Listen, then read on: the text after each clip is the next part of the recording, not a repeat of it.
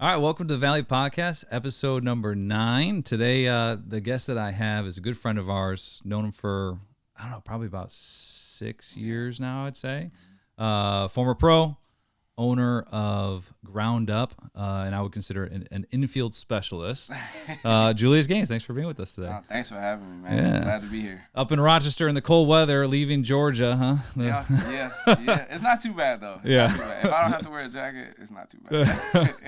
I kind of want to start back. I like to start kind of at the beginning, like with your family, kind of dynamic. You grew up in a pretty athletic family, from what I understand, but it was more track related, it seems like, right? Dad, uncle, sister, all track. Granddad. Oh, really? Even a wow. Yeah. So why baseball for you, and kind of what pushed you toward baseball, I guess?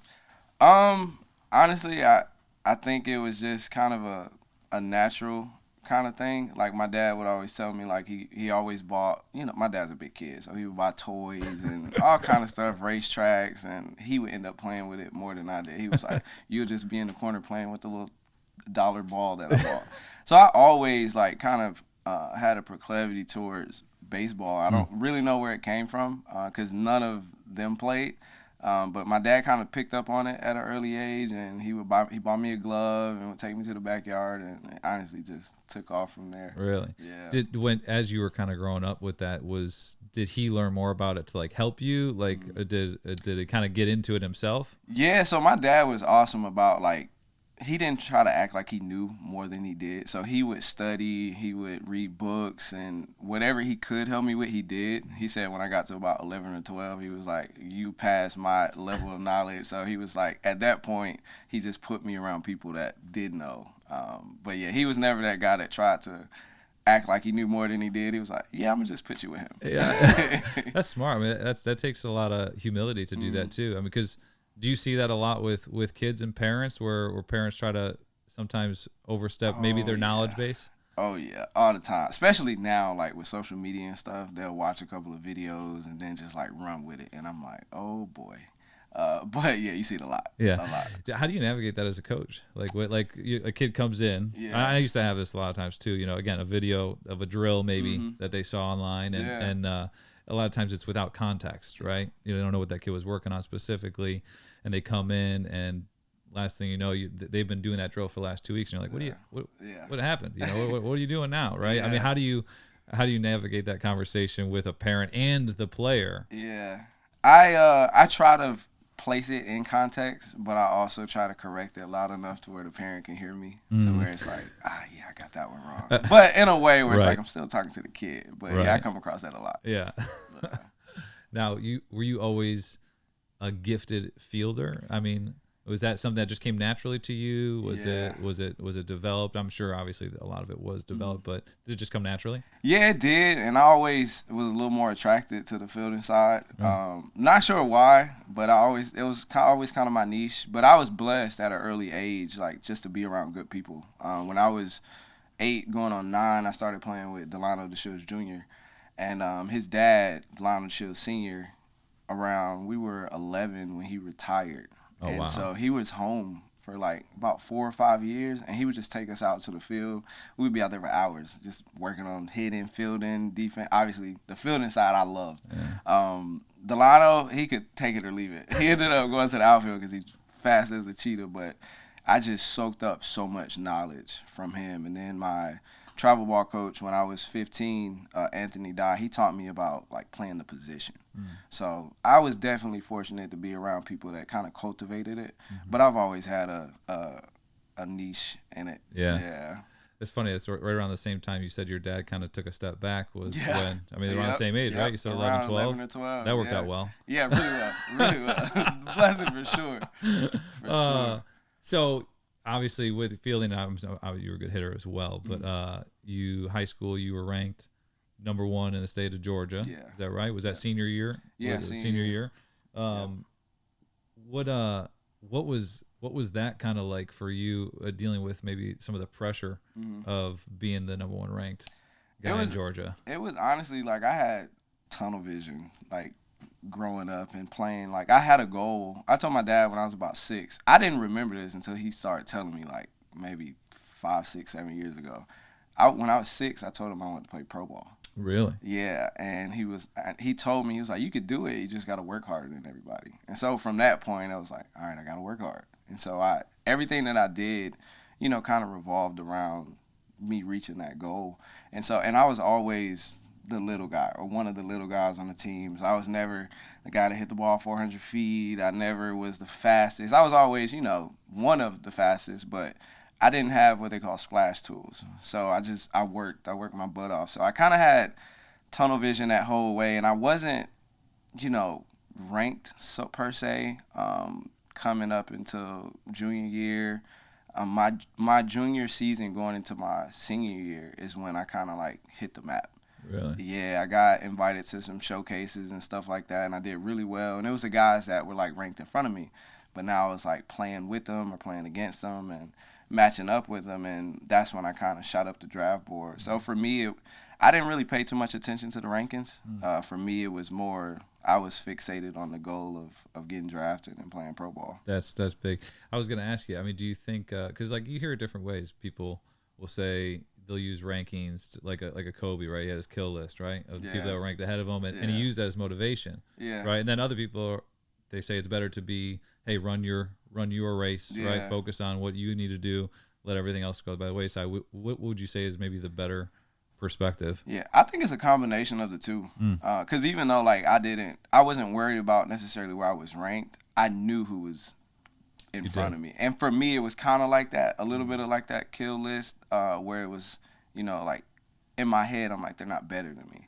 So if I get the opportunity to compete against them, or if we're in the same place, like, I'm going to show you. Yeah. So for me, it was like a healthy combination of both, I think. Just being aware of like, it's other guys out here that are doing what you're doing, and some of them do it better than you. But it's like when you get a shot to compete against them, you got to be ready for it. Yeah. Did you feel pressure from other? So like, I remember there was a couple of guys even locally. There was a guy that got drafted number 1 with the Yankees back when I was in high school. He was a few years younger than us, but anytime like kids would play against that guy, right? It's like, the chatter happens, right? It's like everyone's comparing themselves versus that guy that's getting all the buzz and everything like that. Oh, he's not that good. It's like, I'm better than him or whatever it may be. Like, I'm curious from the other side of that, the guy who's probably getting all that flack. Do you even hear that? Do you feel it at all? Or no, it's just like, you get the overrated chance and that stuff, but to me it's a part of the game. It's a part of competing. I will say like the one thing that I kind of had to shield myself from was the reports, like scouting reports. Like when you're getting looked at, most scouts' job, professional scouts at that point, is not if you have the talent, is why aren't you worth $1 million? And so if you start to like buy into the reports where like this is where his deficiencies are, he doesn't do this well, you slowly, if you're not careful, you can take on that identity. So for me, it was more of, being able to take the constructive criticism of those reports and not let it become my identity. That was a little more tough than the kids, because it's the kids, right? And actually, and coming from a scout, right? You're a young kid. You're like, these guys know everything. They do this for a living. They do this for a living. Yeah. I scouted for a while, and I remember that was one of the frustrating things about scouting for me.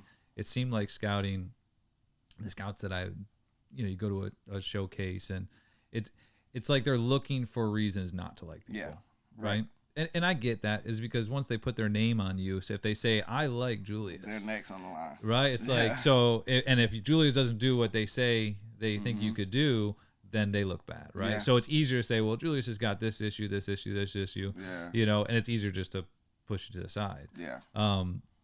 What I found is some of the best scouts that I was around, that I got to see, that were, much more experienced than me, weren't afraid to like guys. You know what I mean? They weren't afraid. They weren't afraid to say, no, like, this guy's got some really good stuff, going on, and they weren't afraid to put their name on it.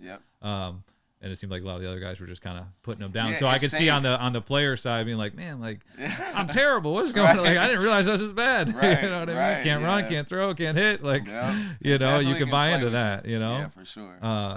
That's pretty good advice. Now, you said you kind of shot up the draft boards when you were playing against some of these more maybe higher profile guys maybe at the time. How can you speak to like those types of taking advantage of those opportunities? Oh, it's all in preparation. Like for me, like the preparation happened away from the eyes. It happened away from, the showcases and stuff like that. It was all about, preparing for those opportunities. So when I got them, I wasn't, outside of your typical butterflies, you're in a big showcase or whatever, I wasn't nervous. So I always told myself, like, whenever I go to showcases, I was the first one up. Where it's like, I'm not going to shy away or, see somebody feeling like, oh, I need to do what he did. It was like, for me, I wanted to set the standard. Mm-hmm. And so when they gave us the option, like, sometimes it was alphabetical order, sure. But when they gave the option, I was like, I'll go first.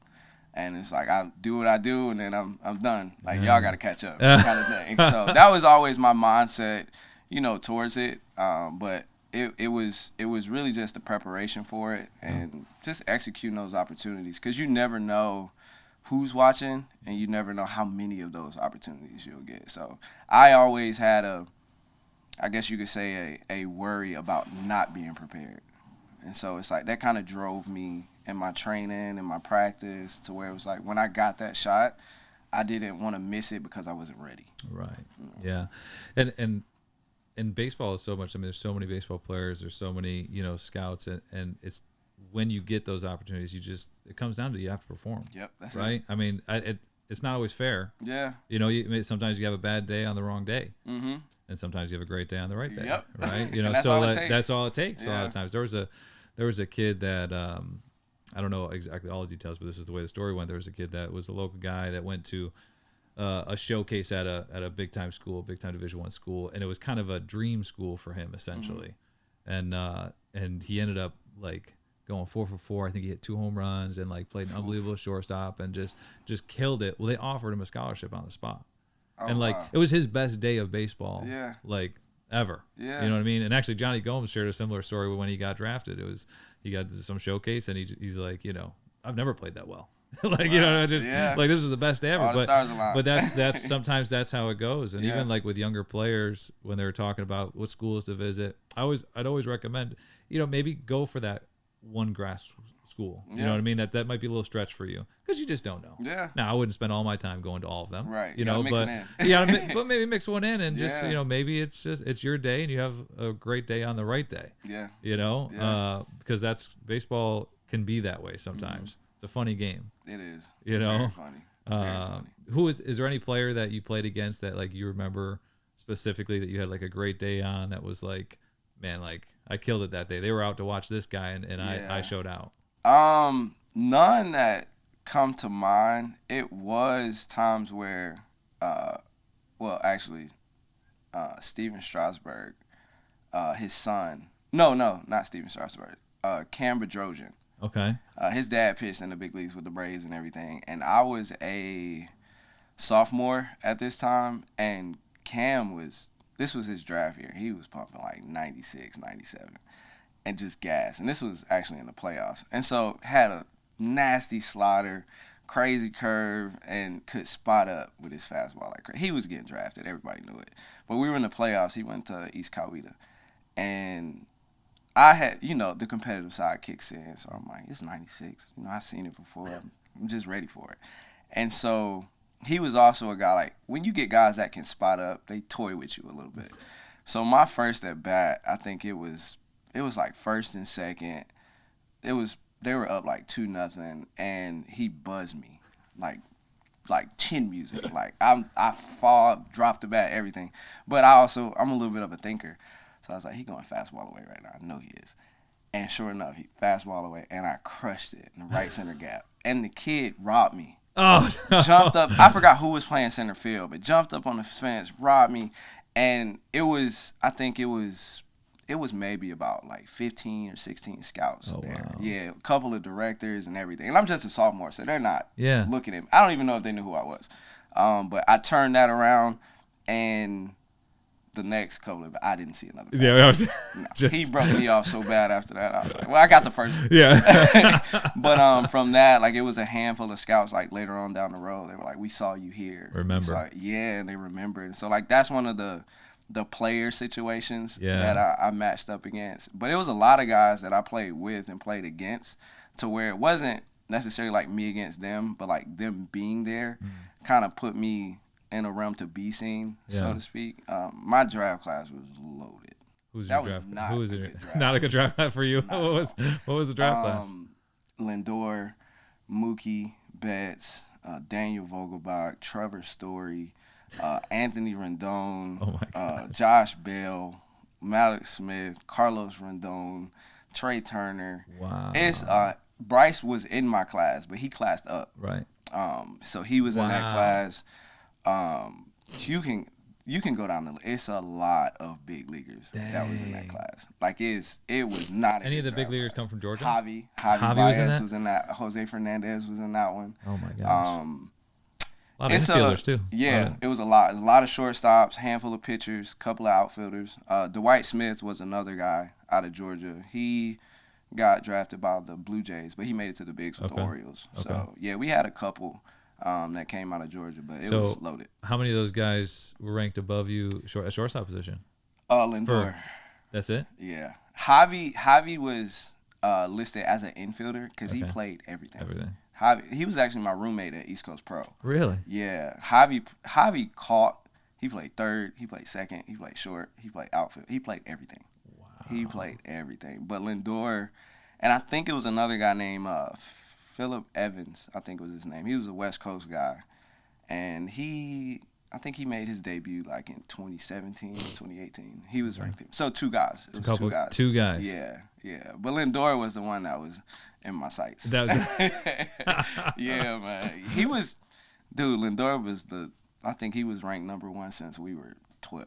Man. Yeah, man. So you always saw his name like in that. Sure. Oh my God, I'm coming. I never got to play against him, but we were always like at the same stuff. Like we were at the PG National with each other.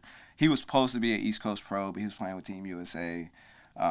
We were in Jupiter. You familiar with that tournament? Yeah, so Jupiter's nuts. Nuts. Have you ever been? Uh-huh. It's scouts wrapped around. But listen to this team. So they were playing with the Cardinal scout team, which was FTB, but they were the Cardinals.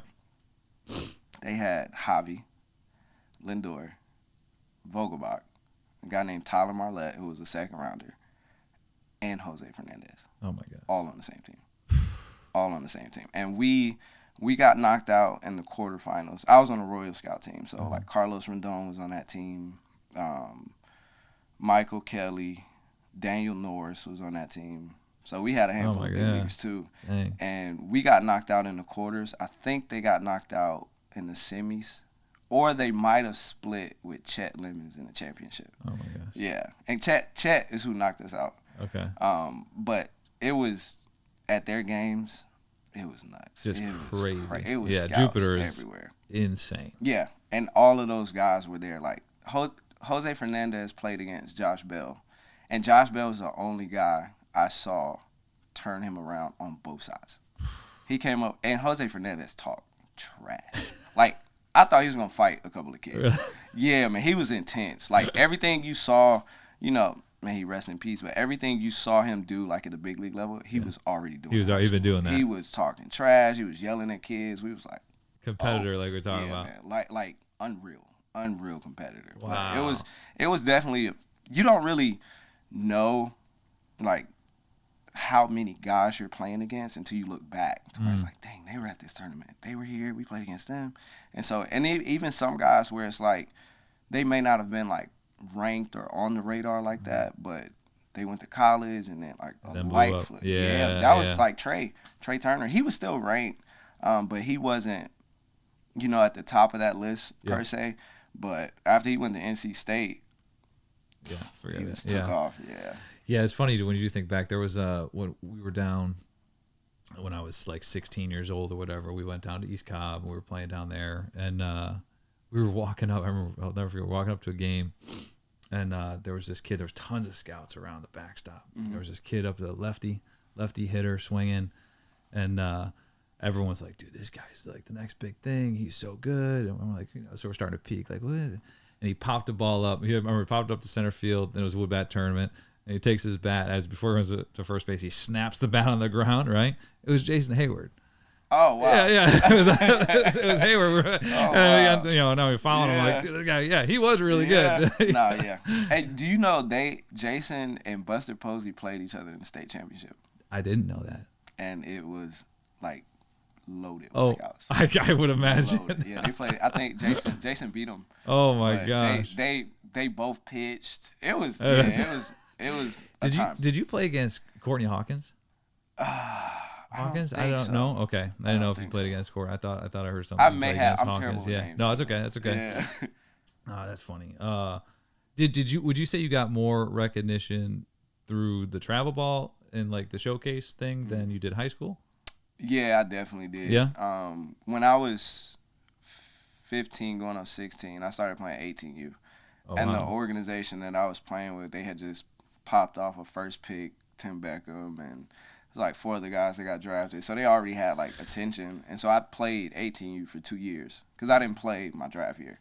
I played that summer before, but it was them coming to see the guys that were draft eligible, and I would perform, and they would see me, and it was a couple of showcases that I did really well at, and it kind of like really propelled me. It was PG National, East Coast Pro, Area Codes, and Jupiter. Those I did really well at all. Those are 4 good of ones to those. do well at. Right. Like we talk about opportunities and Yes. clicking, so I did well at those, and that was when, like ranking wise, I shot up. Yeah. Well, so I had John Madden on from You Go Pro recently, and I asked him about travel ball, like kind of his opinion of travel ball, and he had a different experience than you. He actually didn't play travel ball. Yeah. He like played like 1 year. He actually played like a showcase ball 1 year, and like Zach Greinke was on the team. Like he was like played on a real good team, but like it was 1 year and that was it. Yeah. And his opinion of travel ball, looking back at it now, is he was like he's not a big fan of travel ball. Today, I know why. Okay, so I want to ask you. I want to come to you on that. So he was basically, especially at a younger age. Yeah. You know, he was specific about that, especially at a younger age. So I kind of want to see, you played more travel ball than he did, obviously. Tournament ball, showcase ball. So it's a twofold question. So one, travel ball as a whole, what's your opinion? And then I want to specifically showcase ball, because I feel like they're two separate things. So what's your opinion of travel ball as a whole first? We talking today or when Talking today. Let's say, and then I want to hear the differences, but let's just talk about today first. Today, I don't like it. Really? Yeah, I think it's some good in it still, from an exposure standpoint, but I think it is turned into a money grab, and no longer about like the development of the ball players, and the organizations are cash cows now, and so it's like, for me, I think it's turned more into, not all, but it's turned more into a business than it has into like the actual development of kids. And it's also taking away some of the competitiveness. It's like you got the gold bracket, the silver bracket, the bronze bracket. It's like, sometimes you got to feel a loss. Like, you got to know what it feels like. We lost. I got to go home. Yeah. Like, we didn't make it. And they kind of took that dynamic away from it. And it's too much. Like, it used to be, you played your summer, which was, you might be at a younger age, 2 months. The rec leagues were really competitive, so you usually did both. Like, you played rec first, and then you would leak over into tournaments. But now it's they're playing tournaments in January all the way to August, and then they got like 3 weeks off, and then they start back up in September, and they go to November. Yeah. And it's because people continue to do it, and so it doesn't leave a lot of time for development, in my opinion. Do you think it's past the point of no return?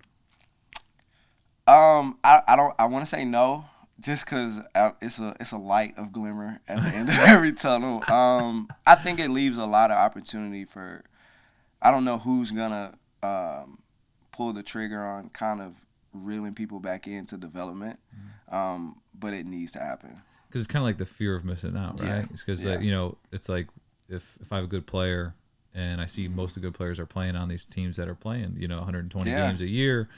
It's like it takes a lot of discipline from a parent to say, no, I'm not going. Especially when they don't know. Yeah. Because it's so much. Like, they make it hard not to, because they're promoting all the kids that are getting drafted.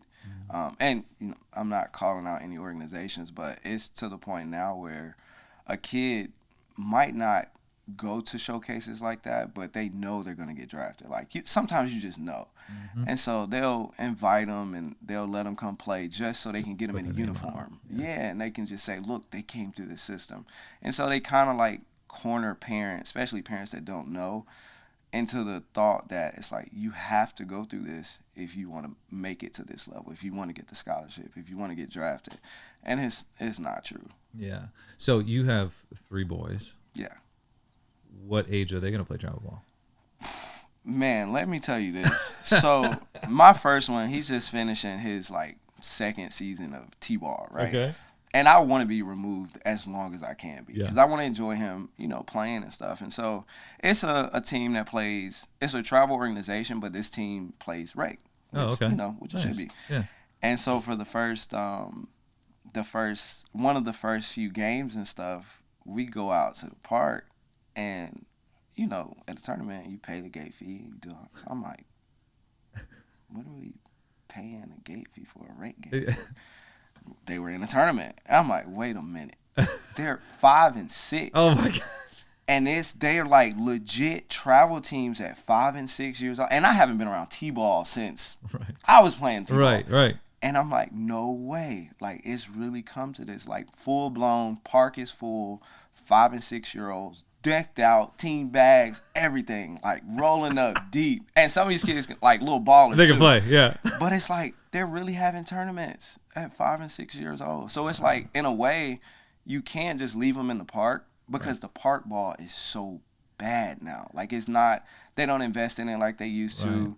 The talent, they don't stay at the park because it's like, you're talking about some kids that don't know how to catch. Kids can get hurt like that, right? And so it's like I'm starting to see it's like they almost like push you into it. Right. Like they legit push you into it. That's what I'm saying. It passed the point of no return. At the younger age, yeah, for sure. Right. For sure. So, okay, so that's travel ball as a whole. Mm-hmm. Give me showcase ball because, again, I think those are 2 separate things. Yeah. There's a lot of travel ball teams out there. We helped run one. So, like, but a showcase team is completely different. And a lot of organizations, have a showcase team, but not all of them are going to those major tournaments that, you just described. Right. What's your opinion of showcase ball, I guess? I think it's about maybe 10 organizations across the country that can actually say they do that and it's lucrative. Just because of the talent level and like those kids are actually, they need to be in front of those type of people. But the other 90%, I think they just say it just so they can have a reason to charge a certain amount. And it's not helping the kid. Because when you talk showcase ball, it's like, what are we showing? Like, you got kids that's underdeveloped. They just want to say they played at this showcase and they're paying all of this money, but they don't have anything to show. And so I think for the masses of teams, I don't think is productive. I do think it's a select few, a handful of organizations that's like, it's the cream of the crop. So it's like these kids, they're going to go against each other and it's going to be a battle. Right. And it's going to be good for them, the scouts, everybody involved. But 90% of these teams is I think they need to focus more on development. Yeah. I mean, similar, an organization that you played for, they were probably flying in kids from different locations. It's not like they were all from Atlanta, right? The showcase team? We had a couple. My team was the Atlanta Blue Jays. Okay. And a lot of us were actually from Atlanta. Oh, really? We had a couple that like came from out of town, but we weren't like one of the prominent teams when I was coming up was the Midland Redskins. And Midland, they actually had a plane. So they would legit fly kids in. Yeah. And so like it's teams like that where it's like, okay, if you playing with this team, we know you're a draft guy, you're a Power 5 guy. Every single one of those guys are getting drafted. Right, 100%. Yeah. So it's like, but like those caliber teams, and so it's I don't think in that situation it's anything negative. I think it's positive. If you get on one of those. Yeah, it's like if you can hang, go. Yeah. You're going to play the best teams. You're going to get seen because it's going to be the half of your team is going to be getting looked at too. So yeah, those teams, I get it for sure. We I helped with a travel team. I started a non-for-profit travel team 13 years ago. I haven't done anything with it much. Someone else runs it now. But we did a showcase team for a lot of the years. I coached a showcase team with my father. And because like that was what the kids wanted. They wanted to go to these showcase tournaments and wanted to get exposure, wanted college, whatever, which is all great. And so we did it for maybe 5, 6, 7 years probably. And we did have a lot of guys went on to play college, and I think it was like 80% of our guys that played showcase went to play college at some level, which was fantastic.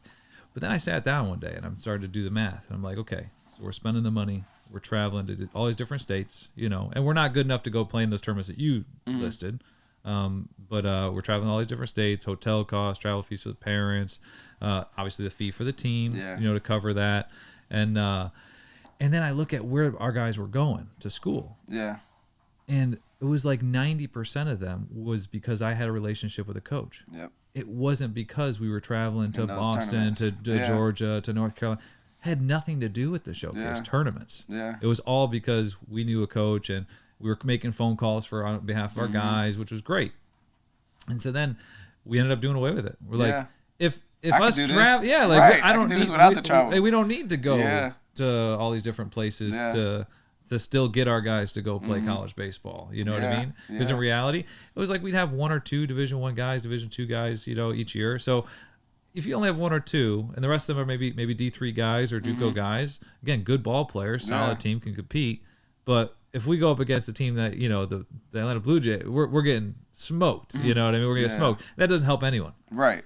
You know what I mean? Like, none of our guys are getting great exposure in that moment. You know what I mean? So that I did have that kind of realization of like, the showcase ball world, and at least at our level, it didn't make sense to us. As we were looking at it, it's like I don't think we're doing any favors for anyone outside of it is a fun experience. Yeah. For sure. And there's some value to that. You know what I mean? Those kids that played that showcase ball and they went and they traveled and they did this, they're gonna look back fondly on those years. I mean, I'm sure you do, right? Oh yeah. And so I think it's kind of that balance of, okay, how much is that worth? Right. Is it worth it? And if you feel like it's worth the money, then that's great too. You know what I mean? There's no one says that that's wrong. Yeah. You know what I mean? If you go play Division III ball and you got to play showcase ball and you got to travel around and experience that, play against some of maybe you're just playing against these guys. You get to say that, you get to claim that, you know what I mean, for the rest of your life. Yeah. Which is cool. But it can get expensive. It can get it definitely can get a money grab depending on the organization. I think even more today, like it should be trending more towards development just because of the dynamic of NCAA and the landscape, the portal, what they're talking about changing with like junior college, if it counts towards your eligibility. That's wild. It's crazy. And so it's like, now, what are we really paying for? Because if I'm a college coach and I have the option of picking a high school kid that I can tell has some talent, a promising talent, or I can go hop in this portal and I got a guy that already showed he could do it. He's been around other guys that play at a high level. He understands the grind of the whole thing of physically being in college. He's physically more mature. That's a no-brainer for me because every coach is on the hot seat today. Oh yeah. It's like if you don't show that you can win in a certain amount of time, it's like next. Yeah. So it's kind of, and the draft got chopped in half.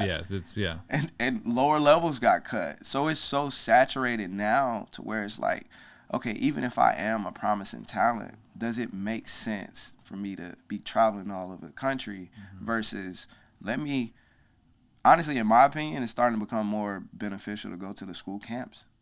Like the camps, they're cheaper. You're actually in front of the coaches. Yeah. And you're on the campus. Yep. And so it's a fraction of the cost. And so it's starting to eventually, I think we got to start asking the question, what am I actually paying for? Like it used to be, oh, you're paying for the exposure. Well, now they're hopping in the portal before they come see your kid play. Yeah. So maybe I should start prepping so I'm ready for when I get to the next level. It's a really good point on the school camp side. I think that's a really good point because showcases in general. Forget like the showcase tournament. Let's just say you go to a showcase. Yeah. And again, I think there's, depending on the type of player you are, I think there could be real value to that. Like when I was scouting, you think of all the showcases that I went to, whether the pro days or whatever, and unless someone's doing something, that splash factor that you talked about, right? That's what you notice, right? You know what I mean? Especially at a showcase event where you're doing measurable stuff. Yeah. Like you're not actually playing a game. They're taking BP, taking an IO, they're running a 60. Unless someone's running a real fast 60, right? So that's the first thing you do. They run the 60. Yep. You see that 6'5", and you're like, oh, let me circle that guy's name. Let's see what else he does. Right? It's like I've ignored just about, unless that when I go to the hitting and I see a guy bomb it, then I go back and look at a 60. How fast? Oh, he was okay. Let me check it out. So unless you have something that's an X factor. I think a lot of really good players, Yeah, like overlooked. very good players, get lost in the mix at a showcase. 100%. Unless you have that thing that stands out. Yeah. You know, and if you so I always used to tell guys, if you have the thing that stands out, I think showcases are great. Oh yeah, splash tool. Go. You know, absolutely. Everybody's gonna see it. Absolutely. Go. You know, you got a great arm, show it off. You Yeah. know, you run fast, go run a great 60. People will circle your name and they'll follow you. Yep. But the majority of kids, even really, really good players, don't have that big splash. I call them the 1%ers. Yeah. Especially when you get a guy that does multiple. Yeah. Where it's like, all right, he's fast and he has a cannon. Yeah. So, yeah. You might want to go. But the school camps, what I like about that is the more intimate camp setting. Yeah. Right. A lot of times the coaches are hands on. You may even have a conversation with a coach, which you're not going to do at a showcase. Right. You may be able to impress your character on a coach. You know, have a great. Just the way how you handle yourself, your presence, that could be more noticeable than next up. Yeah. Now he's getting 3 ground balls at Adam, 1 backhand, 1 forward hand, 1 slow roller. And they're doing what they want to see. True. So it's like you're getting more reps. Most of them have a game setting, so you're getting live ABs. It's making more, in my mind, it's making more sense from an investment standpoint, and just like a benefit. It's like what can actually come from it. Yeah, absolutely. Instead of like just hoping. Yeah. So what was your recruiting process like with colleges? Obviously, you were highly ranked. I'm assuming you're playing on these big teams. You're going to the best tournaments in the country. I mean, were you talking with coaches nonstop, I would imagine? Yeah, so I got a pretty, like, interesting story with that. So for me, like, most of the recruiting stuff happened the end of my junior year going into my – like, that summer is when I just took off on every aspect. Like, I had Tennessee talking to me, LSU, like a lot of like big schools. And so during the summer, like during that little time span, I was getting calls galore. Yeah. And about halfway through the summer, I talked to, it was an advisor, and he asked me, you know, what schools are you interested in? And I told him, you know, Wake Forest was one of them because one of my old teammates was there. And Tom, who's still there, he was an awesome guy. And so I really liked him, and so that was like I was an academic guy too, so it was appealing to me for a number of different reasons. And so I told the advisor that was one of the schools that I was really interested in, and he actually started telling people I committed there. And so for like 3 weeks, like all calls stopped, and I'm like, I mean, I wasn't playing the best, but dang, like, how did I go from my phone ringing off the hook to, like, nothing? It was like crickets. And it wasn't until right before I went to East Coast Pro, which is the end of the summer, to where my travel coach, was actually, like, having to go around and tell people I wasn't committed. Really? Yeah. And so it, like, was a hard stop for, like, almost a whole month.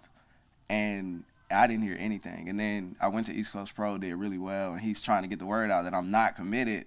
And then it picked back up. And so after East Coast Pro, flew the area codes. So I went from Florida to LA. Like, I had to leave East Coast Pro like a day early just to go to area codes.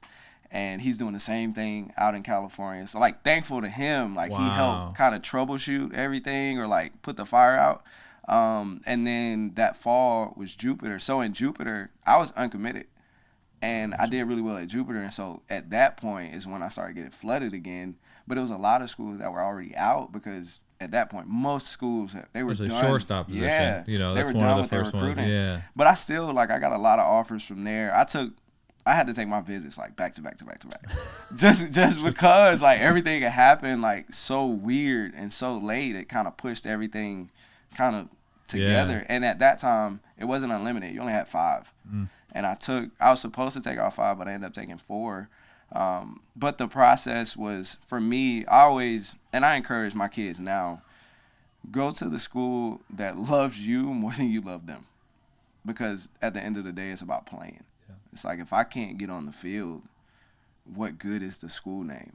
And so it's like I had the Power 5 schools. I had the dream schools, per se, to go to. But for me, like, my ultimate goal is getting drafted, but my plan B was, like, if I go on campus, I want to be playing. Yeah. And so a lot of people ask, like, why FIU? Like, why did you go to Florida International? It's like I had Florida State, I had Mizzou, I had Wake Forest, Tennessee had came in late, Vandy showed some interest, and they were like, why? Arizona was showing interest. I was like, why Florida International? I was like, I want to play, and I don't like the cold.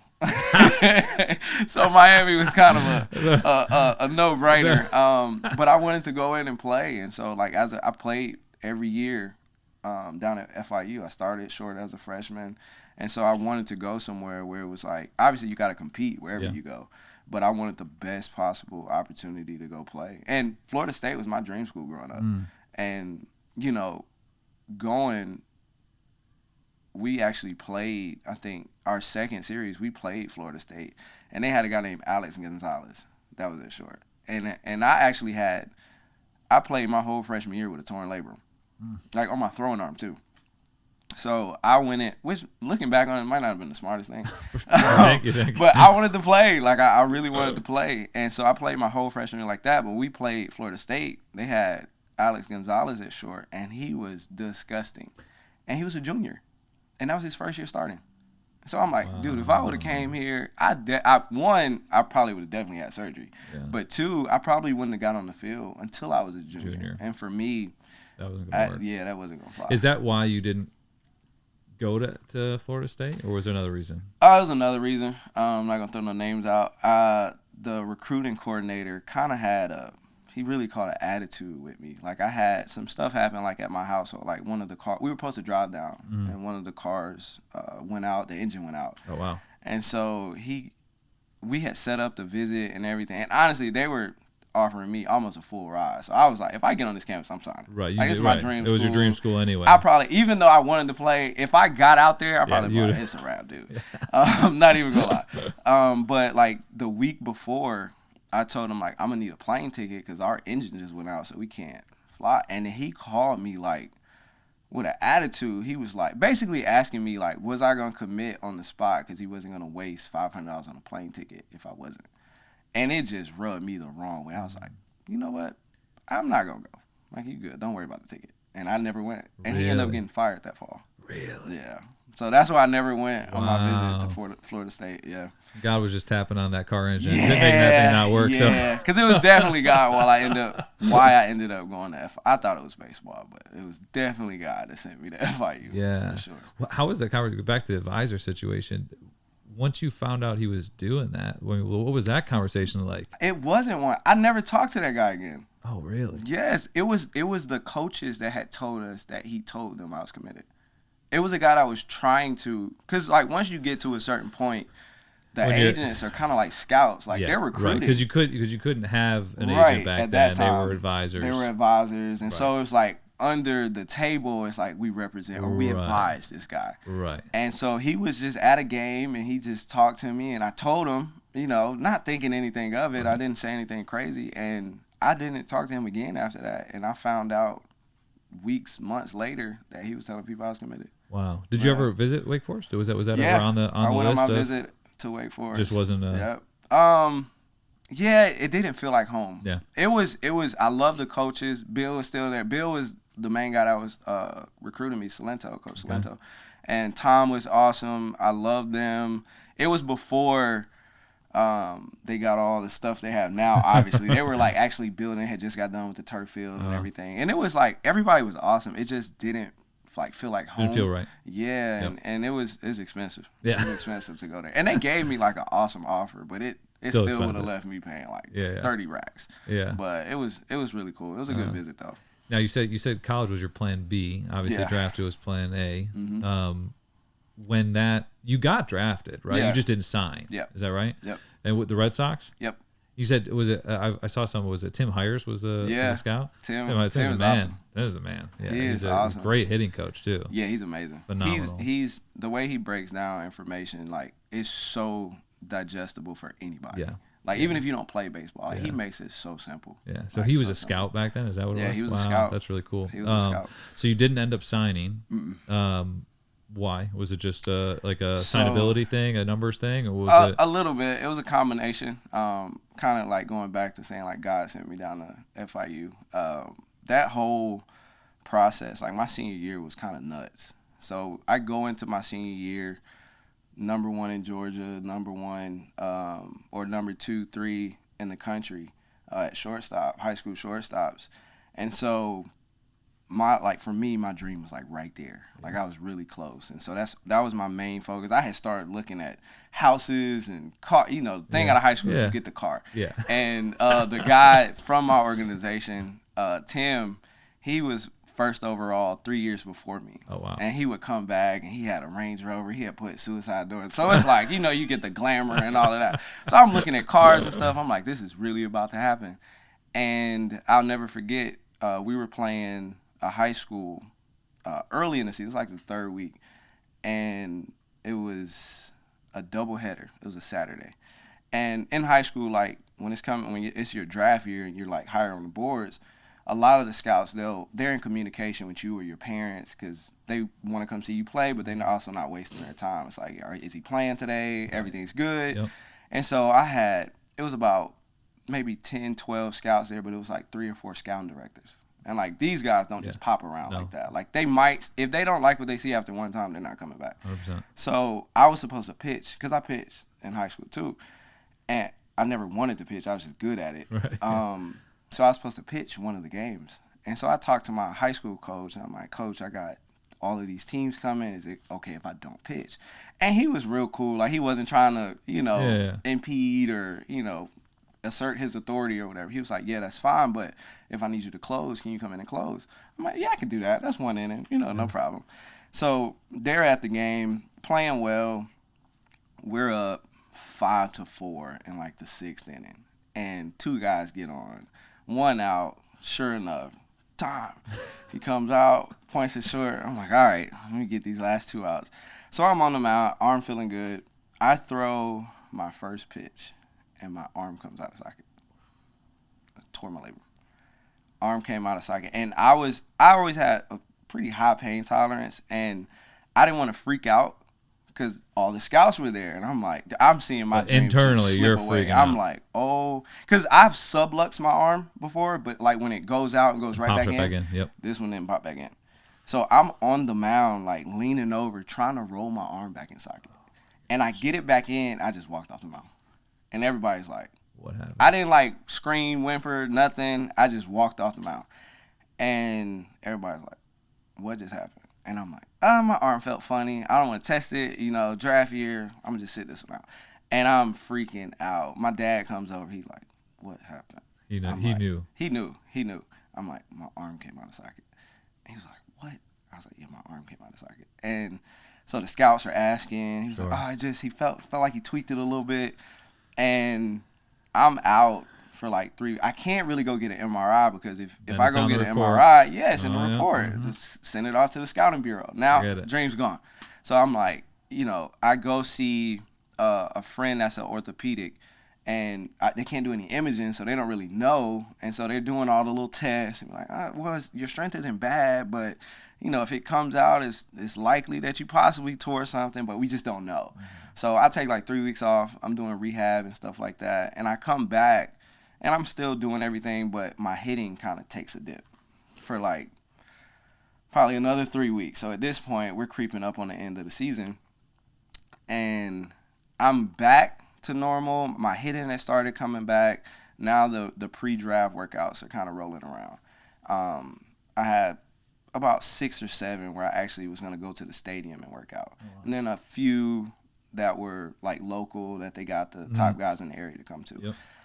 So I went to the Orioles. I went to the Blue Jays. They were all the local ones. Did well. For me, I was never a power guy, but I was hitting balls out. I'm like, all right, it's trending up now. Playing good defense. Stayed off the mound. I was done after that. I'm like, I'm not stepping on that mound again. So I had started like coming back to myself a little bit, and we were also in the playoffs at that time. So this is back when the draft was June. It was like the first week of June. Our playoffs started first week of May, and we got to the quarterfinals.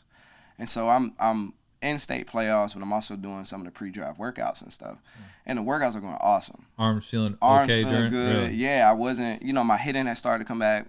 The power that I had had came back. So doing well, and we're in the quarterfinals of state playoffs. We're playing Parkview. Matt Olson's on this team too. And Parkview's a powerhouse. They've been for a long time. They're always in the mix with state playoffs. They're either winning or they're getting knocked out right before it. But Matt Olson's on this team. He was a year younger than me though, and we're in the second game. We had lost the first one. We're in the second one, and I get a ball in the hole at shortstop. So Jeter's my all-time favorite player. So like I taught myself the jump throw at like 11, and so I get a ball in the hole. I backhand it, jump up, make the throw. Arm came out again. After like all of this work, all of this like rehabbing, thankfully it wasn't a whole lot of scouts there. This was like we had like an inning left. Same thing happened. I roll it back in. Man. I made the throw though, but I rolled my shoulder back in. I don't know how I finished that game. Like I finished it, but I'm like, if we would have won, I wouldn't have been able to play. You couldn't have done it. I couldn't have did it. So at this point, like the high school season's over, but I have like all-star games lined up. I have draft workouts still. I'm lying to scouts. They like, are you coming to this? I'm like, no, I got family this. Something happened with this. I'm just like lying my butt off. So my car engine went down again? Yeah, man, like all kinds of stuff. No, this is a new engine. So I'm like freaking out. At this point, I'm literally like seeing my dreams kind of slip away. And I ended up, going still to a couple. I got like this football sleeve. You needed two people to put it on and like Vaseline. That thing was so hard to get on. And I'm walking around like one shoulder bigger than the other just so I can like go to this stuff. And I'm like, I can't just keep lying to these people.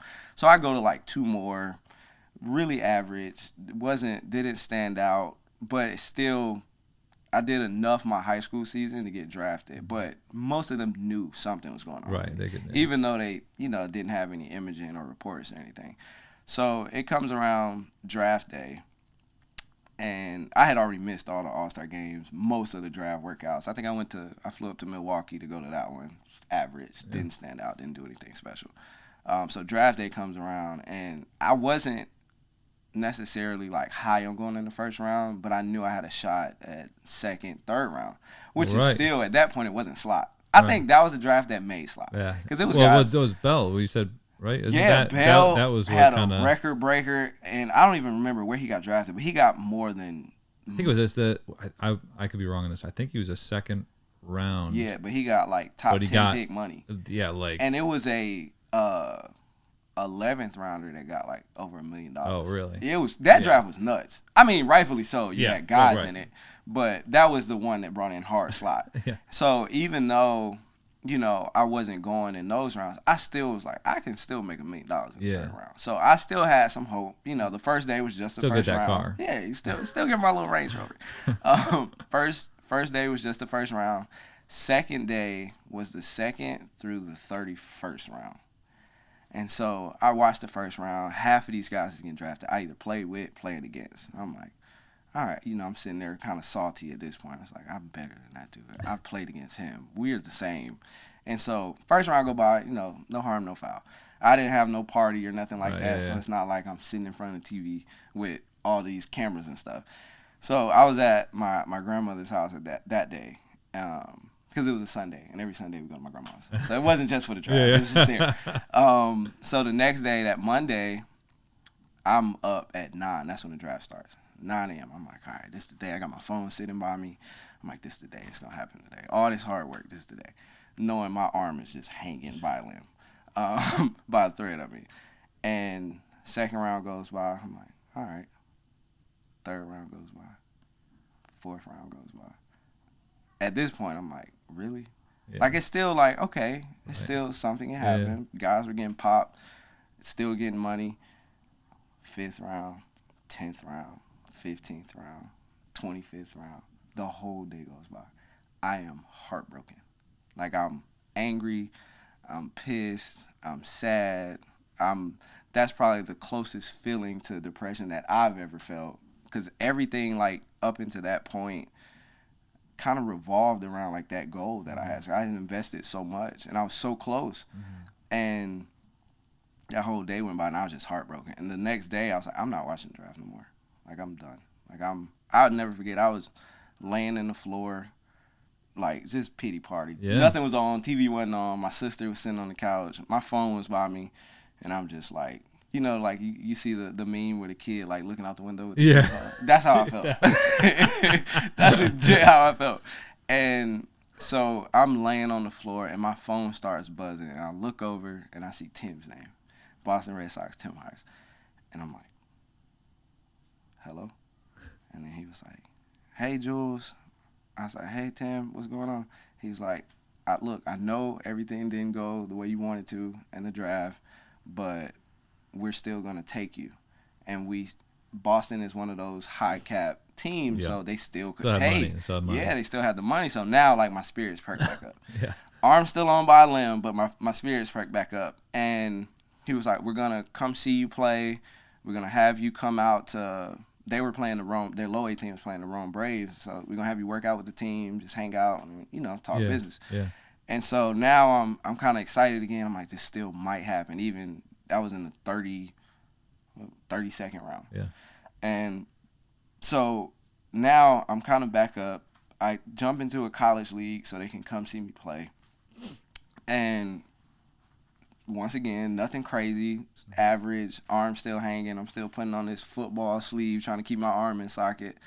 And the whole negotiation process was from June to August. Oh, wow. Like August 13th. And you were in limbo for a long time. It was probably mentally, it was one of the toughest times of my life. Yeah. Physically, obviously, because my arm, I still didn't know what exactly I did to my arm. Right. But mentally, it was just tough. And so we went back and forth. I went up there, worked out with the team, did okay, nothing crazy. They threw a number out. That's not enough. That wasn't my number. Go back to negotiating. They come to some games. They raise the number a little bit. That's not my number. So this went on. And granted, I had nothing ready for college. I didn't go to orientation. I hadn't picked classes. I didn't even have a laptop. I didn't have anything ready. Like, that was not my concern at the time. Yeah. And it was just tough. And so it got close. I think we were on the back half of July, still hadn't come to a number, still going back and forth. And my sister, who actually, she was operating in this before she knew that's what she was doing, because after she graduated, she ran track at Ole Miss, but after she graduated, she got into academic advising. Oh, yeah, so it's right up and lane. Yeah, and she actually did that for me while she was still in college. So we got close to the time. She was like, do you have anything ready? And I'm still like, no, like, I don't care. I didn't have anything. I didn't have anything scheduled. And she was like, you might want to start doing some stuff. So we called the school. They was like, yeah, we only have one more orientation left. All the classes that that athletes get, like, first, they're gone. It's no athletes on my orientation day. It's like I'm the only athlete with the, like, general pop that's going through all these, like, 3-hour seminars and just, like, crazy. So we ended up, the last week of negotiation was that last orientation. Oh, wow. Same week. So we go, and I remember before we went, I remember sitting on the couch, and I'm like mentally, I'm done. I'm like, God, I don't know what you want me to do.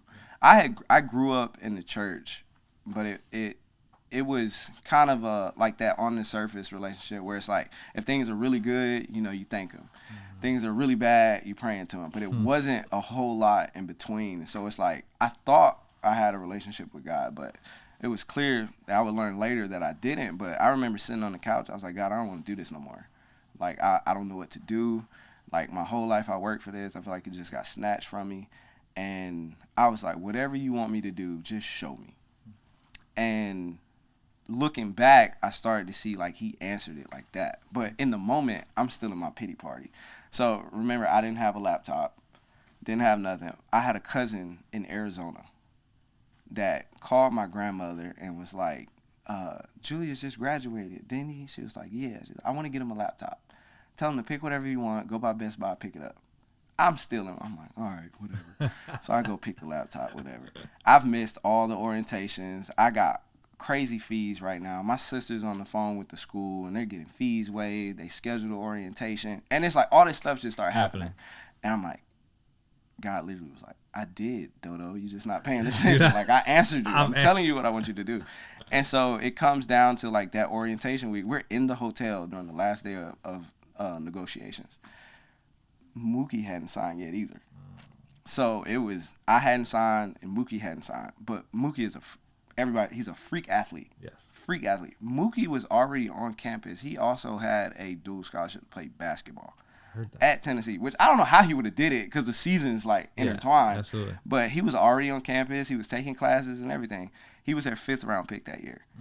Obviously, your 5th round pick, you want to sign. Yeah. And I would say they made the right decision. Yeah, I think so. $330 million later, I think they got it right. Yeah. But so it came down to me and him, and they ended up giving him what he wanted. So what they offered me, it still wasn't my number. Yeah, it was leftovers. And so I'm like, well, they're going to answer. Like, I'm going to school.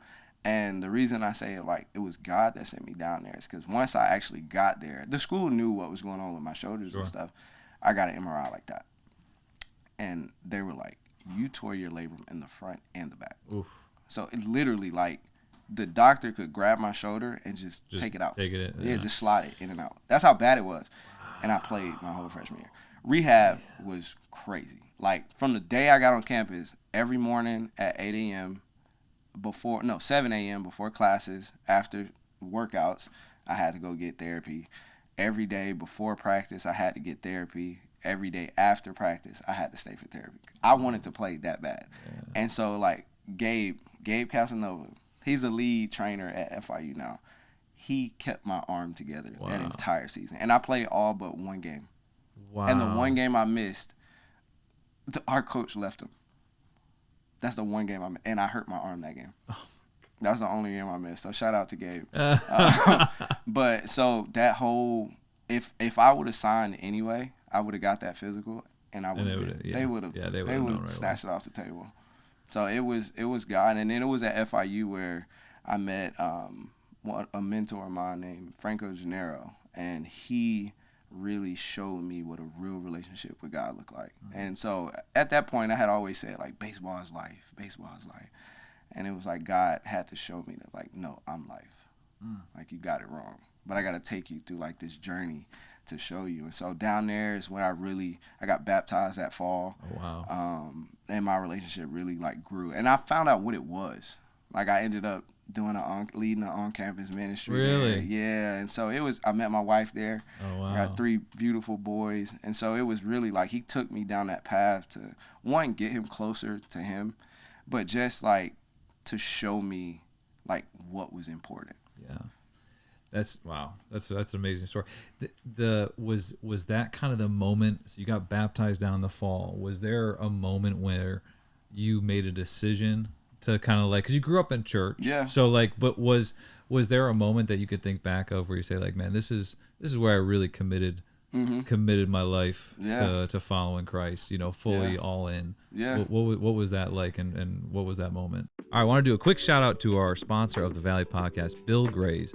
Bill Gray's is the home of the world's greatest cheeseburger. So whether you're craving a juicy burger, milkshake, or their famous grape plate, which we do tons of reviews of, Bill Gray's has got you covered. Swing by the local Bill Gray's and order online at billgrays.com. A big thanks to Bill Gray's for sponsoring the show. Great food, great moments every time. Yeah, so it was literally that fall. Like, Franco's Italian and Cuban. Oh, wow. And the way we met him, it was so weird. I thought he was an agent because he would have like jet black slick back hair. He always wore like a dress shirt or a polo shirt tucked in, jeans on, and he would just like kind of hover around. This is in college. He would like hover around the cage. So I'm like, that got to be an agent. Yeah. Like, we had some draft guys on that year. I'm like, for sure that's an agent. So I'm actually trying to like make sure I perform and stuff. And he comes and talks to the team, and he labeled himself as a life coach. Obviously not to kind of step on any toes and kind of keep it, even keel with coaches and everything. He just said like he's a life coach, life skills and all of that. So he was saying like, we're going to have a meeting after this practice. If you're interested, it's going to be at this place. So I'm like, okay, that sounds different. So let me go. It was maybe like 10 of us that went. Like 6 of them was like, yeah, nah, it's not for me. Like, once we actually found out what it was, and that's when he let us know, like, I'm a life coach, but basically, like, this is to get you closer to God. Mm-hmm. And so me being, Miami is whatever you want it to be. Right. Like, it's like if you're trying to do crazy stuff and go down that road, it's there.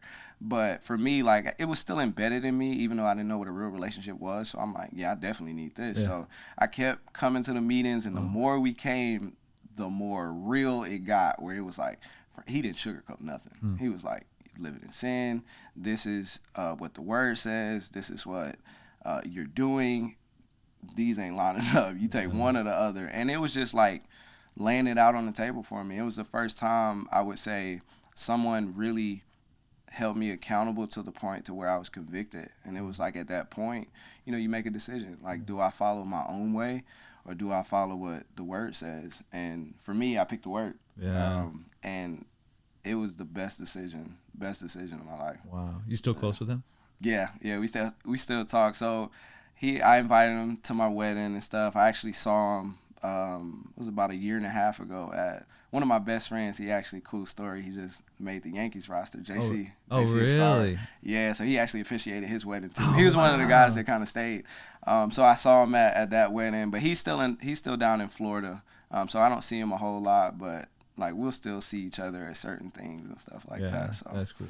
How important do you think it is for I mean for anyone, but especially young men, to have a mentor like that in their life? Yeah. You know, outside of their parents, I guess, you know, because I mean, you know, you have great parents, you know, I have great parents, but to have someone outside of their parent circle to mentor you, not only spiritually, but, you know, just in life in general. I mean, how important is that? It's everything, man. It kind of brings me back to the scripture where it says it's safety and wise counsel. It's so much that like we navigate through, and it's so many doors that we don't let our parents through, that somebody who may be, whether it's somebody you look up to or a family friend or just another male figure that can help you navigate some things that you just don't really want to talk to your parents about. I think it's everything. I think we need more of it because at the end of the day, the results of it come out in different ways, but everybody's searching like for direction, for guidance, but you know, we just won't flat out ask for it. Yeah. And so like having that male or woman figure, like for females in your life that can help you navigate like those early ages, because it's every year is just more that you have to deal with, like the generations, like it's today they're dealing with stuff that I didn't have to deal with. But it's like we've navigated it so we can share and give insight and kind of give a path to where they might not make the same mistakes we did, or they understand how to handle this such situation that we didn't. So I think it's really important. And that's one of the reasons that it's like I'm in it too, because I get to train, which is awesome, but I get to pour into kids, man, and just watch them flourish. And for me, that's the really beautiful side of it. Like being around the game is awesome, but just seeing kids like be able to navigate through life while they're doing what they love and, you know, ultimately get closer to God that's my ultimate goal.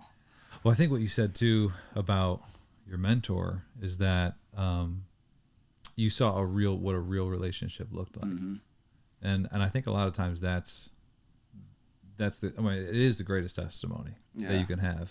You know, and now obviously he laid it out, you know, biblically for you too, and share with you the word. But, you know, a lot of times that falls flat if you don't see it, you know, displayed in his own life. Right.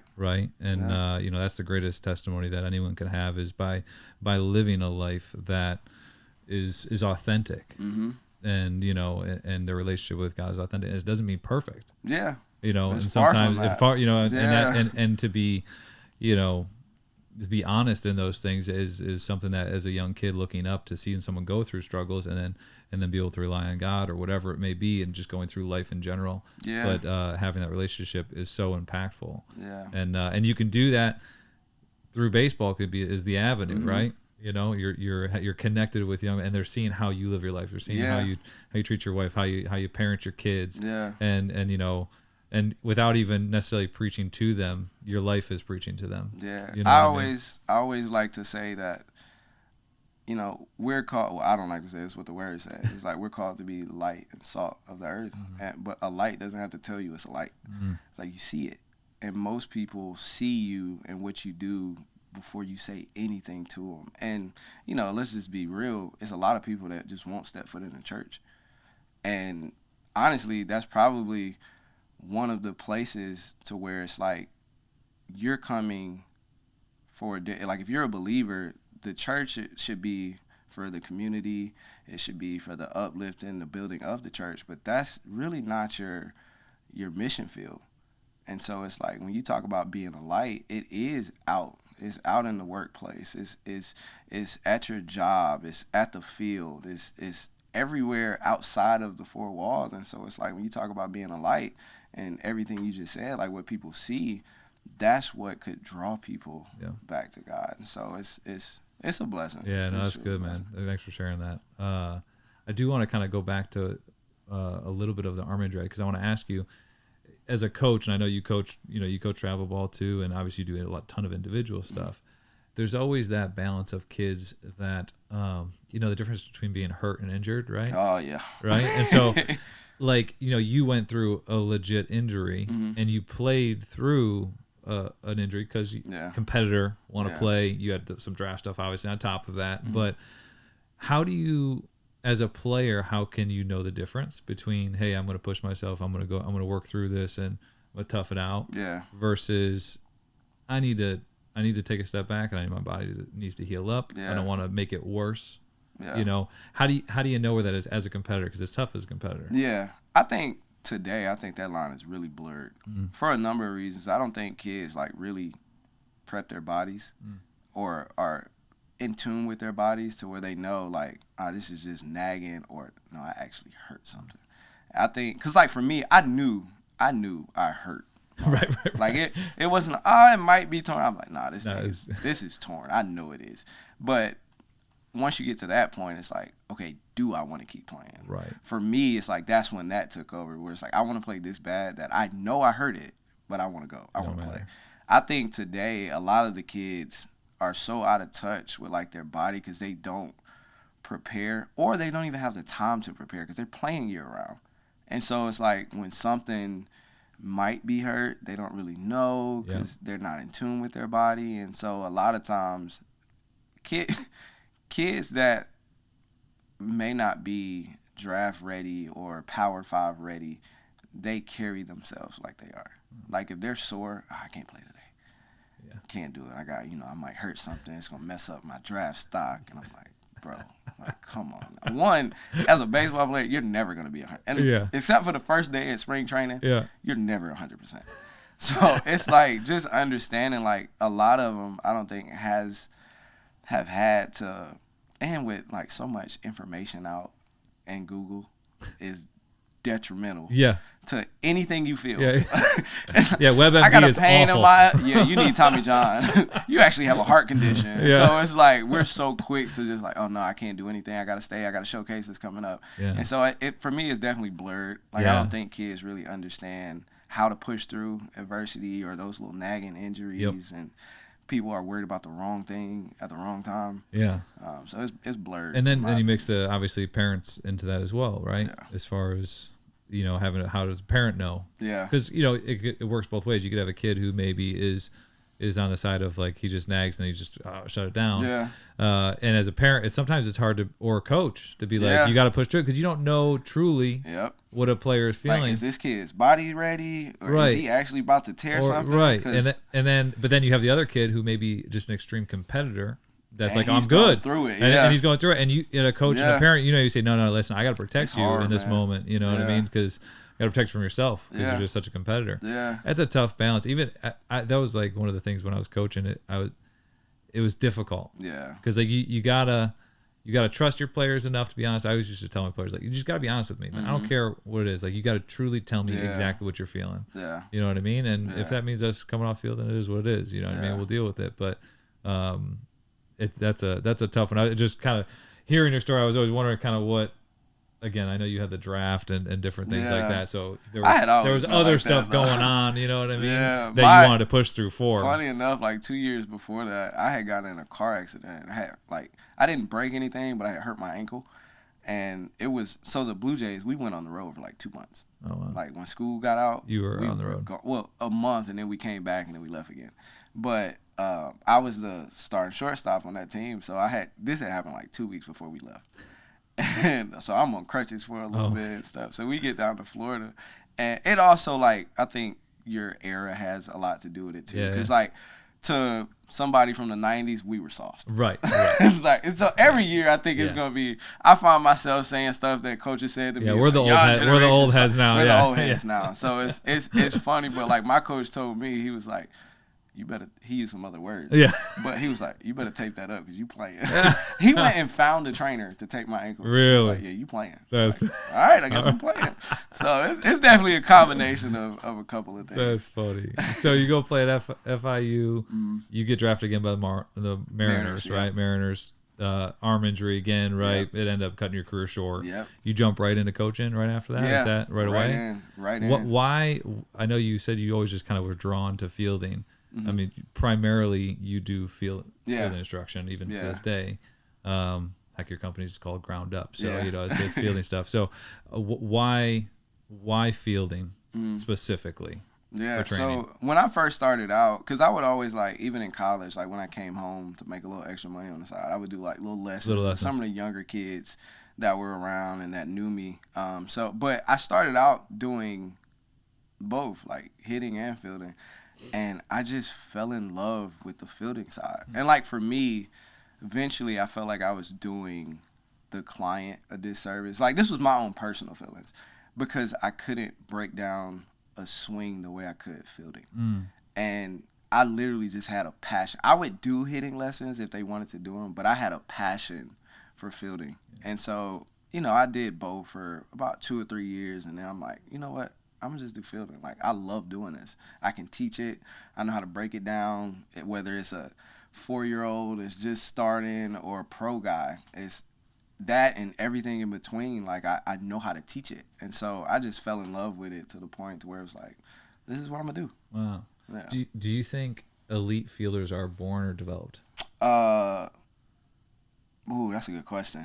I think they can be developed. I think your extremely gifted infielders are born, but some of them can go underdeveloped, and it'll just kind of they'll never reach their full potential. Give me a percentage of like how much of it is, natural. Yeah. And for an elite, we'll say elite fielder. So like what percentage of it is natural? What percentage of it is developed? I would say 40% is natural.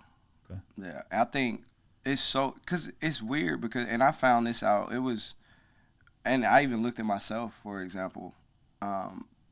It seems like it's only a few amount of guys that get that in-depth training with fielding. And for me, it was because I actually knew a big leaguer. But it's such a gap. And I love seeing that kind of trend change with more trainers popping up. It's an awesome amount of guys that really know how to teach and are breaking it down the right way. But it seems like it's a gap. It's like either you can do it or you can't. Right. But it's just like hitting. It's just like pitching. Like, it's a way that you could do it to reach your full potential. Like, everybody isn't going to be a Lindor. Right. But it's a lot of guys in the big leagues that know their angles. They know how to read hops. They know how to be consistent. And they play every day. Yeah.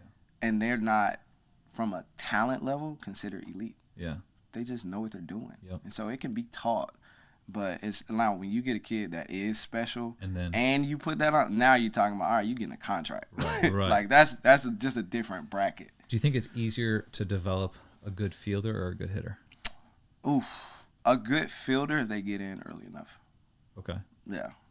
Because it's so, like, once you get fielding, I always tell people all the time, you can field 1,000. You can't hit 1,000. That's a good point. You can't hit 1,000. That's a good point. But it's been a number of guys that fielded 1,000 over the course of a season.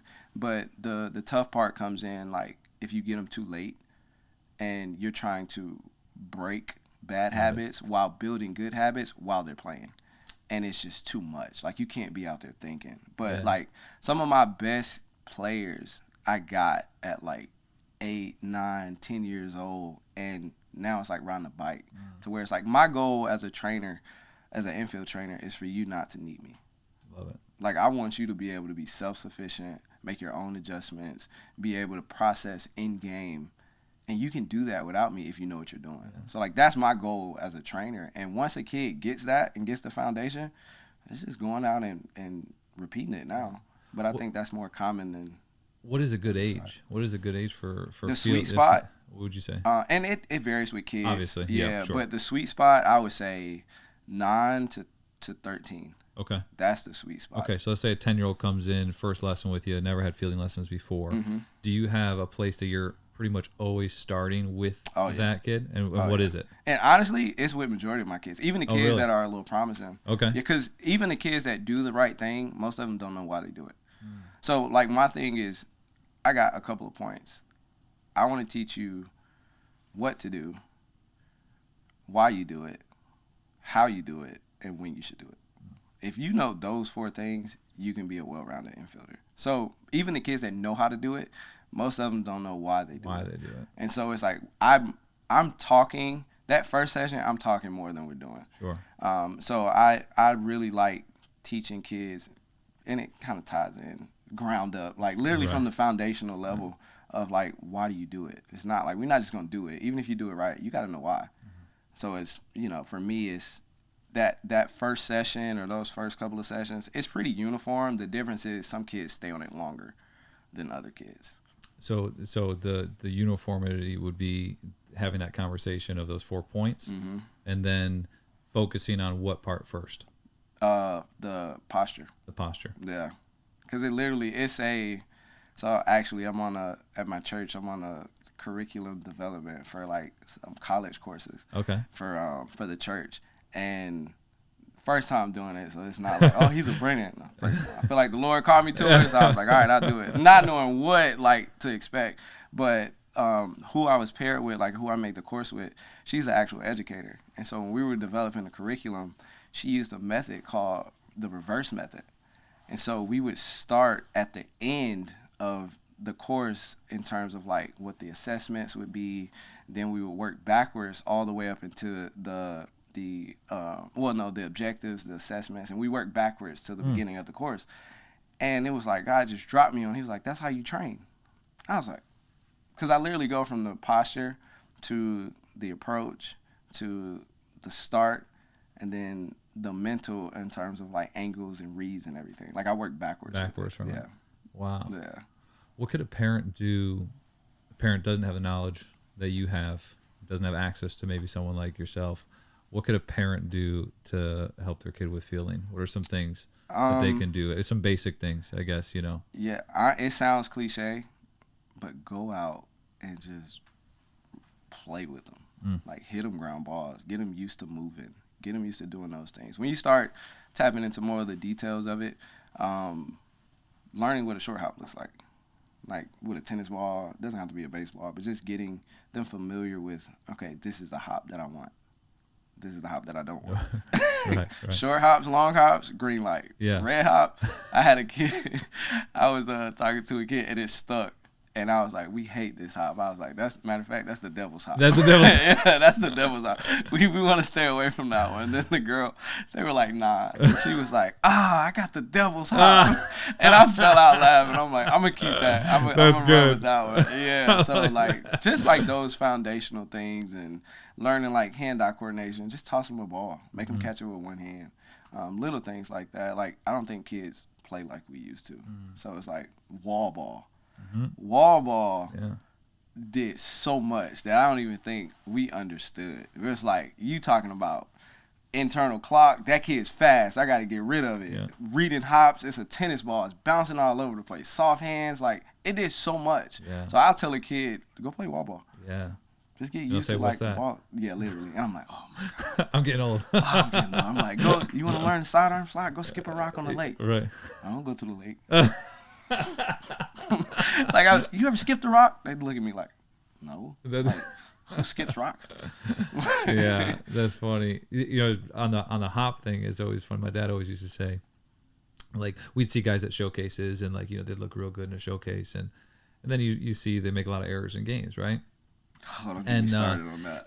and mechanically, they look really good. And my dad always used to say, good fielders never get bad hops. Yes. He said, and there are fielders that you'll play with that look good, but always seem to get the bad hop. Yep. And he's like, that's a gift. That's a sign. Yeah, my coach used to tell me, he was like, it burned into my head. He said, it's no such thing as a bad hop. It's a bad read. even when you get those hops where it's like it hit a rock and literally he didn't care. Bad read. Bad. And it drove me nuts and I hated it. But it got to the point where it's like, I'm going to create what I want. Yeah. And it's so true. It's so true. And showcase ground balls, I hate them. I hate them. It's these little dribblers that they can take 20 seconds on. They take 3 hops. I'm like, bro, what are you 3 showing? Shuffles before they launch it across. Dude? Yeah, so that's so true. Another reason why I'm an advocate for dirt. Yeah. Because it's unpredictable. Yes. And if you can get a kid in a situation, growing up, you never realize like how you're formed. Like I grew up in an area like east of Atlanta, and it was basketball, football were the main sports. And like kind of inner city, and the fields were awful. It was grass in the infield, it was rocks. They never cut it, never drug it, nothing. And my dad took me out like every day. And my dad didn't know a whole lot about field. He just hit him. He was like, you said you want to play pro ball, we going to the field. I'm like, even when I tried to get out of it, he's like, nope. He held me to that standard. And I would get beat up. Like getting busted lips, ball off my collarbone, chest, face, to the point where it's like I eventually got so frustrated and so fed up. I was like, I gotta figure out how to catch this. Because my dad making me come out here. Yeah. And it really teaches you, like, when you see something that's like, I always call it a window. You got a window to get the hop you want. When you see it, if you don't get it on a bad field, you're not gonna get it. It's gonna get you. Yeah. And so like playing on those bad fields like teaches you how to lock in on what you want to get. Yeah. But turf, it's predictable. Yes, very. Yeah. You can get lazy. You can get away 100%. With a lot of flaws on turf. Oh yeah. Yeah, that's kind of funny. I mean, the same principle. I mean, don't generally talk about our training gloves on the podcast, but like that's why we like training gloves. That's why we're here. You know, but that's why we like training gloves. Is because like what you just said about how when you were on a dirt field and you just had to figure out, and it wasn't even necessarily your dad was giving you instruction. Yeah. You had to figure it out. Mm-hmm. How am I going to catch this ball? Yep. You know what I mean? And that's what I love about training gloves, especially like the 7.5 one. It's like you got to sometimes you just got to figure it out. Yeah. You know what 100%. I mean? You know, if the coach isn't there, you put a real small glove on the kid's hand and just hit him ground balls and see what. Like eventually, you get tired of missing. You get tired of missing the ball, so you just maybe I need to stay down a little more. You know what I mean? Maybe I got to watch the ball in the glove. Maybe I got to get out front. Whatever, you know. And whether you know the adjustments you're making or not, but you know that I went from not catching it to now I'm catching it. Yeah. When you're on that field, it's like I was getting hit in the collarbone. Now I'm catching it. Well, that feels pretty good. No one was telling you exactly the mechanics of whether you're working through all cutting the angles down or whatever. You realize that I'm catching the ball now. I feel much better. About it. You know. No, for sure. For sure. But so you like I used to hear little league coaches say all the time about you gotta charge everything. You ever hear that still? Does that still happen? All the time. Yeah. All the time. It's two things that kind of that rub you the wrong way. You want to say rub me the wrong way is charge everything, block it up. Hey, drive. Knock it down. Knock it down. I'm like, bro, one person on the field gets paid to block. It's the catcher. Yeah. We get paid to catch them. But it's, you hear it a lot. And it's, a lot of it is just, that's what we were told. Right. And so it's like, you just stick with it. It's coaches seeing a lot of little league games where kids are hanging back and then the kid fields the ball cleanly, throws, and the guy's safe by 5 feet. That's where it comes from. You know what I mean? Which I get. Yeah, I get it. It is what it is. Or the grass is too long on the little league field, so the ball dies. So that's, I think, where it comes from. What would you say is like the most common issue that you see with young fielders? Honestly, posture and rhythm. Like a lot of kids, they don't really understand the concept of like what rhythm is and being able to have movement like through the ball, regardless of what angle you take. That's probably one of the most common things I see. Yeah. And working on those two things could be, what's a good way to work on rhythm for people? It's a handful of things you can do. Yeah, whatever makes you have continuous movement. So, like, a lot of drills that I set up are to challenge kids to continue to move while they're catching. And so it's like, it's kind of a, if I do it right, if I do it right, I'll be in rhythm. If I'm not, I feel it. I might not know exactly what I'm feeling, but it's off. Because it's like when you give a kid one ball, they can still catch it and not be in rhythm. Right. But it's eventually it's going to catch up to them, and that success rate is going to go way down. And so I try to create environments to where you have to keep moving. You have to move your feet. Do you think do you think it's like an individual coach's responsibility, or whose responsibility do you think it is to teach infielders specifically how to play the position? So not necessarily mechanics, right? But like just as far as cutoffs, relays, I mean, just knowing where to be on the field, situational awareness. Does that responsibility lie more primarily with someone like yourself? Does that lie more with the kid's coach on a team? I mean, what would you say? I would say situational baseball and responsibility wise is the coach, because that's involving more than just you. And honestly, I think that's one of the hits that we take today is because we play so many games. But in practice, it's just batting practice, ground balls, pop-ups. It's not a lot of situations where it's like, all right, this is your responsibility. And then it's a standard that we have like paired with that. I don't think it's as common as it used to be. And so kids they show well. Yeah. They'll take amazing BP, they'll take great ground balls, but the IQ level isn't there because they don't work on it. Yeah. And in the game, that's not the time to work on it. No. That's where it's like it shows. And so I think a lot of kids go, and I don't think it's a kid's fault. I think it's like us as coaches, we have to put more emphasis on responsibility, where you should be, what you should be doing. But in that same token, how can you when you're playing 5 days a week? Right. It goes back to the practice thing, the development that you were talking about earlier on, the issue with that. Yeah. Are there anything in field? I mean, there's topics with pitching, there's topics with hitting that are hot topics, controversial. We've talked about some of these on the podcast with some other guests. Is there anything in fielding that's that way? Is there anything in what is it? One hand versus two hands. Like the two hand push through type of yeah. Where do you two hand push through, just like predominantly fielding with two or predominantly fielding with one. One, I'll go on record and say there's no reason to push through a ball with two hands. Okay. Like that's a red flag for me. Like that's another thing that rubs me the wrong way. And I don't really know exactly like why we started teaching that, because it's like if I can get to the hop I want, why would I push through it? It's going away from my body. And if I can't get to the hop, I have more reach with one hand. So it's literally no reason to push through a ball with two hands. And you honestly see it more in softball than you do baseball. Oh, okay. Like that's almost like standard how they're taught for some reason. Really? I still don't understand why. But you see it more there. The other side of it is it's like a leg kick or no leg kick. Like some guys, the guys typically that like one-hand play don't always have the best feet in rhythm, because you don't have to be in rhythm as much to field with one hand as you do two. The guys that field with two hands more, they usually have the better feet, the better rhythm, but it's a place for it. Everything isn't a two-hand play. So it's like knowing when to do it more than this is what I should do. Like you should know how to do both, but know when to do it more than anything. Yeah, that's good. That was kind of, when I was asked the question, I kind of feeling that was going to kind of be the one thing. It's funny, I've got a chance to obviously been blessed to talk with a lot of good infield coaches over the years and just kind of pick their brain, and guys like yourself and guys like Kai, Stein, and Lou. I mean, just a ton of people, right? And something that I've always noticed is that there's a common, it seems like in a lot of them there's a common theme. It's like they're incredibly detail oriented. Everyone is incredibly detail oriented when you're a good fielding coach. And I'm sure it's the same thing with hitting coaches too, obviously. But and then it's almost like they have an element of they're perfectionists. Yeah.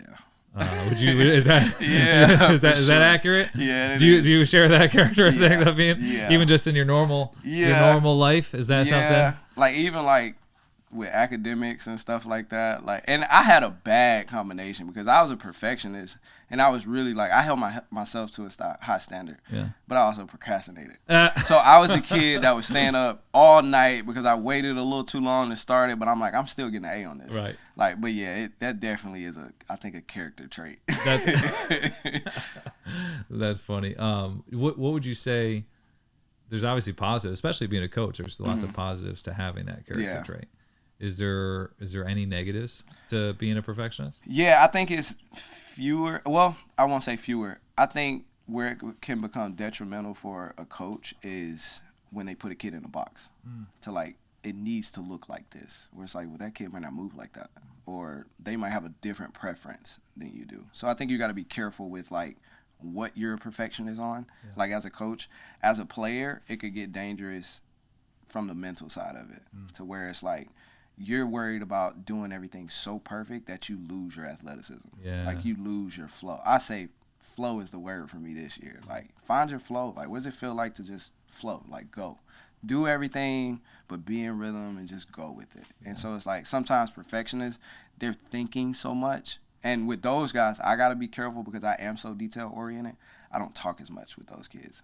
It's like I'll give them a goal, what they try to do, but I try to be quiet. Because the more I say, the more they think. The more they get in their head. Yeah, and so it could be, you kind of got to tread lightly with your perfectionism in situations. Especially when you get a kid that's a perfectionist. That's also. Because they hate getting it wrong. Right. They hate getting it wrong. Right. And I tell them, like, it's not about, catching the ball per se. It's like you're trying to build a habit.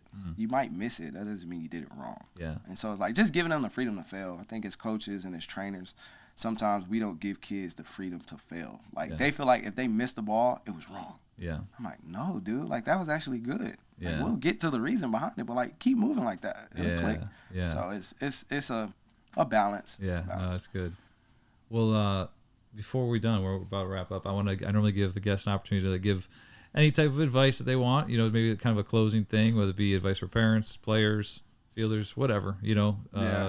Faith-wise, it could be anything that you want. Is there anything you kind of want to leave the audience with? Yeah, man. A couple of things. One is find out, what your own relationship with God looks like. It's like I think and this carries over into the baseball side too. I think one of the most dangerous things we can do is compare. Says walk by faith and not by sight. So when we compare ourselves to what we see, God created you to be you. You can only be the best you. And that's in everything you do, who you are. So if I'm constantly, looking at somebody else's relationship or somebody else's routine, it's like, can I learn from it? Yes, but I shouldn't model myself to be somebody else. So, learn who you are as a person, as a player, as a son, daughter, whatever it may be, and really wrap everything. CJ told me this: wrap everything up in Jesus. It's like whatever you do, it's not just about going to church, but it's like everything that you do, wrap him up in it. And it's like he has all the answers. Yeah. And work. If you want something that people don't have, you got to do things that people aren't doing. So it's like you might have to make sacrifices early. You might have to miss the party, the cookout, the get together. It's like get your work in. Like work so hard that you have no regrets, even if you don't make it. That's good. That's a good way to end, man. I appreciate it. Thank you, man, for yes, coming. Sir, man. Pleasure. And if you've made it this far with the podcast, we thank you for staying with us this long. And feel free to subscribe, obviously, and like the video. We'll put Julius's stuff at the bottom of the link. And until next time, God bless. Thank you so much for watching this full podcast. If you'd like to watch more content with this guest, feel free to click right here. And if you want to watch another one of our podcasts, click right here.